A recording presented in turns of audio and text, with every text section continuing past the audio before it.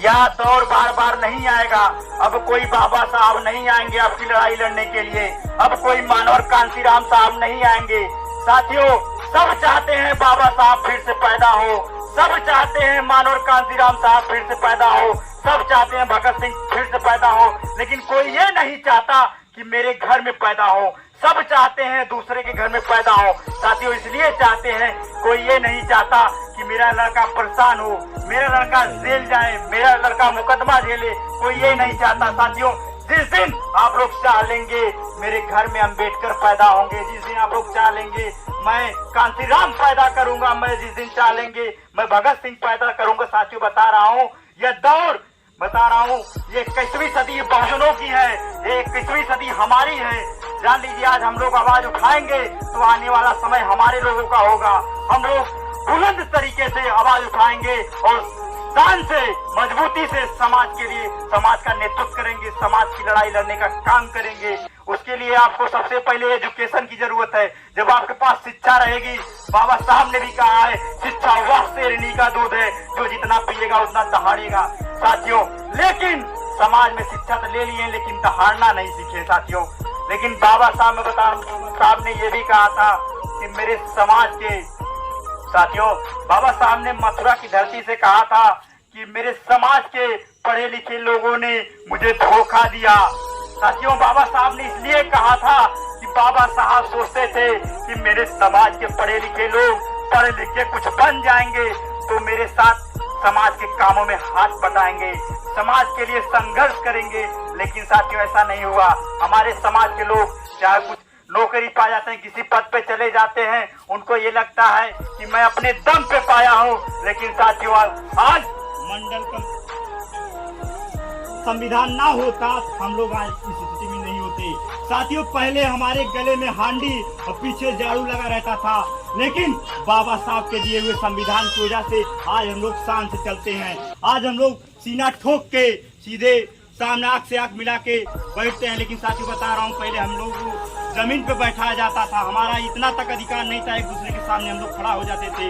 लेकिन बाबा साहब के संविधान की वजह से आज हम लोग एक दूसरे के सामने सीना ठोक के बात करते हैं। साथियों, लेकिन आज वही लोग, हम लोग बोलते हैं तो जो मनवादी विचारधारा के व्यक्ति हैं, आज उनके सीनों में दर्द होला। हमारे दर्द होता है, इसलिए दर्द होता है कि बाबा साहब ने उनके जो गुलामी की जंजीरें थी उनको काट दिया। साथियों, क्यों काट दिया मैं बता रहा हूँ, बाबा साहब ने आपको ऐसा अधिकार क्यों दिया। साथियों, जब गोलमेज सम्मेलन लंदन में था, साथियों, उस समय बाबा साहब ने हमारी मांगे 2 वोटों का अधिकार दे रहे थे। साथियों, इसलिए 2 वोटों का अधिकार दे रहे थे बाबा साहब ने। बाबा साहब चाहते थे कि 1 वोट हमारे लोग अपने लोगों का नेतृत्व कर सके, हमारे अपने लोगों को चुन सके, और जो दूसरा वोट रहेगा वो हम लोग समान वर्गों को चुन सकेंगे। पहले जानते हैं तो उस समय जो गांधी थे वो जेल में वो अनशन कर दिए थे।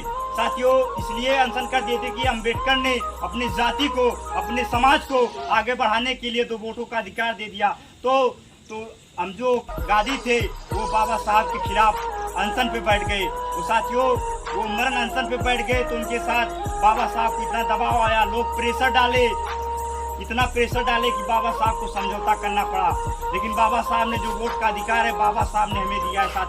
साथियों, बाबा साहब ने कहा कि मैंने आज एक ऐसी नस काट दी मनवादियों की, पखंडवादियों की, ब्राह्मणवादियों की एक नस काट दी। पहले होता था कि राजा का बेटा रानी के पेट से पैदा होता था, लेकिन अब राजा का बेटा रानी के पेट से नहीं पैदा होगा, आपके वोटों से पैदा होगा। साथियों, इस बात को याद रखिएगा। तो अपने आने वाली पीढ़ियां बता रहा हूं, आप लोग अपने वोटों को सही तरीके से इस्तेमाल करना सीखिए। ये जो वोटों का अधिकार, आज देखिए भाजपा सरकार जो है वर्तमान में, आज हमारे लोगों के साथ कितना जातिवाद और कितना दमन, कितना शोषण होता रहता है। कहीं सुनवाई नहीं होती है, कहीं जाति के नाम पे टारगेट करके मारा जाता है, कहीं बूझ रखने से हत्या कर दी जाती है, कहीं आप अच्छा चले सही से तो आपको वहाँ रोक के मार दिया जाता है। साथियों, आज हमारे समाज में कुछ लोगों को ऐसा लगता है कि वर्तमान सरकार हमको राशन दे रही है। साथियों, अपनी जेब से राशन नहीं दे रही है। आपको पता होना चाहिए, जो हम लोग जो सामानें खरीदते हैं, जो जीएसटी का सामान होता है, हम लोग हमारे पैसे को राशन आता है वो हमारे ही पैसे का राशन आता है, लेकिन हम लोग नहीं समझ पाते हैं। हम लोग को लगता है कि मोदी 500 रुपया देते हैं, सरकार हमारी 500 रुपया 2000 दे रही है, वो हमारा ही पैसा है। आप लोगों को पता नहीं, आपको अधिकारों को बताया नहीं जाता है साथियों। लेकिन आप लोग जो हम लोग ये ST धारा बाबा साहब ने जो दिया हमको साथियों, बहुत बड़ी धारा है साथियों। आज इस समय वर्तमान सरकार के प्रधानमंत्री के सलाहकार विवेक ओबरॉय ने कहा कि मैं संविधान को बदलना चाहिए, संविधान पुराना हो गया है। तो साथियों मैं बता रहा हूँ, हम लोगों ने उसके खिलाफ उसके विरोध में संविधान बचाओ संकल्प यात्रा फूलपुर में हम लोग निकाले थे और बड़े पैमाने पर निकाले थे। और उसके बाद हम लोगों ने 27 अगस्त को हम निकाले थे, यहाँ पे 27 सितंबर को हम लोग फूलपुर में निकाले थे और 17 वहाँ सायगंज से भी निकाले संविधान बचाओ यात्रा। साथियों हम लोग कोई मामला समाज में होता है, कोई घटनाएं होती हैं, हम लोग पहुंचते हैं, समाज के लिए लड़ाई लड़ने का काम करते हैं, उसके साथ कंधा से कंधा मिलाने का काम करते हैं। इसलिए हम लोग इतना सिस्टम मजबूत बना दिए हैं कि आने वाला सिस्टम हम बता रहा हूँ बहुजनों का हम लोग गढ़ बनाएंगे। बहुजनों का यहाँ शासन चलाएं, बहुजनों का यहाँ सिस्टम मजबूत